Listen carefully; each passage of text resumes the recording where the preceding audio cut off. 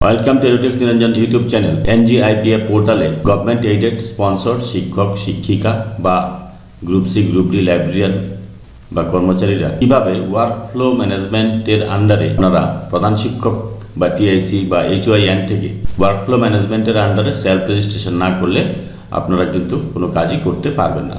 আমি HY লগইনে entry নিলাম, অর্থাৎ প্রধান শিক্ষকের লগইনে আমি এন্ট্রি করেছি, প্রবেশ করলাম। প্রধান শিক্ষকের লগইনে দেখুন ওয়ার্কফ্লো ম্যানেজমেন্ট রয়েছে, এই অপশানটাতে আমি ক্লিক করলাম। এবার এখানে দেখুন অফিস রয়েছে, ওন অফিস সিলেক্ট করলাম।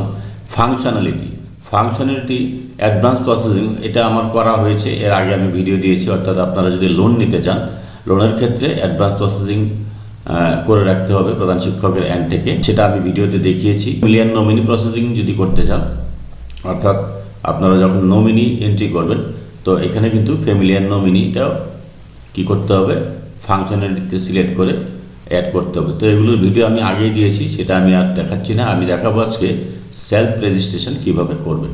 তো আমি এখানে সেলফ রেজিস্ট্রেশন অপশানটা চুজ করলাম। প্রত্যেকটি আইটেমই করতে হবে। করার পর এখানে আমি অ্যাড অপশানে ক্লিক করলাম। অ্যাড অপশানে ক্লিক করার পর দেখুন এখানে অফিস ডিটেলস দেখাবে, ফাংশনালিটি, সেলফ ইত্যাদি, PF অ্যাডমিন। এবার ওয়ার্কফ্লো, এখানে রোল স্যাংশন অ্যাডমিন করব। এখানে ইউজার আমি আমার দেখবেন নামটা দেখাবে, TIC বা প্রধান শিক্ষক যিনি থাকবেন তার নামটা দেখাবে। এটা দিয়ে দিলাম, দিয়ে এখানে সেভ অ্যান্ড অ্যাপ্রুভ অপশানে ক্লিক করলাম। Data saved successfully. তাহলে এবার আমার কিন্তু সেলফ রেজিস্ট্রেশনটা হয়ে গেল। তো এইভাবে কিন্তু আপনারা, আমি এটা আবার ব্যাক করে গেলাম। ব্যাক করে গিয়ে এখান থেকে আপনার advance processing, self registration, employee balance transfer যদি করতে চান, তাহলে এমপ্লয়ি ব্যালেন্স ট্রান্সফার, স্কুল থেকে কেউ অন্য বিদ্যালয়ে চলে গিয়েছে, তার কিছু টাকা পড়ে রয়েছে আপনার বিদ্যালয়ে, সেটা আপনি ট্রান্সফার করতে চান, তাহলে এখানেও কিন্তু আপনার এমপ্লয়ি ব্যালেন্স ট্রান্সফার, এটাও আমি করে দেখাচ্ছি। এখানে আমি করলাম, এটা করার পর এখানে অ্যাড নিউ অপশানে ক্লিক করলাম। করার পর এটা অটোমেটিক ফিল আপ হয়ে আসবে এই পেজটা। এবার এখানে রোল সিলেক্ট করলাম, sanction admin.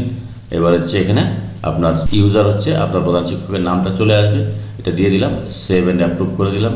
Data save successful. এবার ব্যাক করে গেলাম। এইভাবে প্রত্যেকটি আইটেম আপনাকে কিন্তু আপনারা করে রাখবেন। তো এখানে কেউ যদি নমিনি অ্যাড করতে চায়, তাহলে এই নমিনি, ফ্যামিলিয়ান নমিনি প্রসেসিং, এই অপশানটাতে ক্লিক করতে হবে।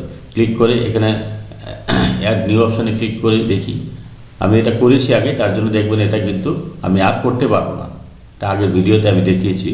এখানে রোল সিলেক্ট করলাম, স্যাংশন অ্যাডমিন, এখানে ইউজার আমি দিলাম, নামটা চলে আসবে। এবার সেভ অ্যান্ড অ্যাপ্রুভ যদি করি, দেখুন এরর দেখাচ্ছে, already record present with the given parameter. অর্থাৎ ওনাকে আগেই আমি এই কাজটা করেছি, অর্থাৎ এই ওয়ার্কফ্লো ম্যানেজমেন্টের আন্ডারে আমি এই কাজটা আগে যেহেতু করেছি, তার জন্য কিন্তু এটা আর করতে পারবো না, একই কাজ দুবার করতে পারবো না। তো ফ্যামিলি অ্যান্ড নমিনি প্রসেসিং না করা অবধি কিন্তু আপনি ইন্ডিভিজুয়াল লগইন থেকে ফ্যামিলি এন্ট্রি করতে পারবেন না।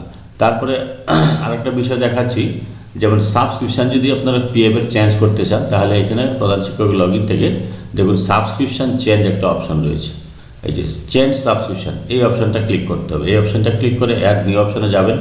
অ্যাড নিউ অপশানে গেলে এই পেজটা অটোমেটিক চলে আসবে। এখানে রোলটা সিলেক্ট করবেন, স্যাংশন অ্যাডমিন, আর এখান থেকে ইউজার এটা করবেন, করে এখানে কী করবেন, সেভ অ্যান্ড অ্যাপ্রুভ করবেন।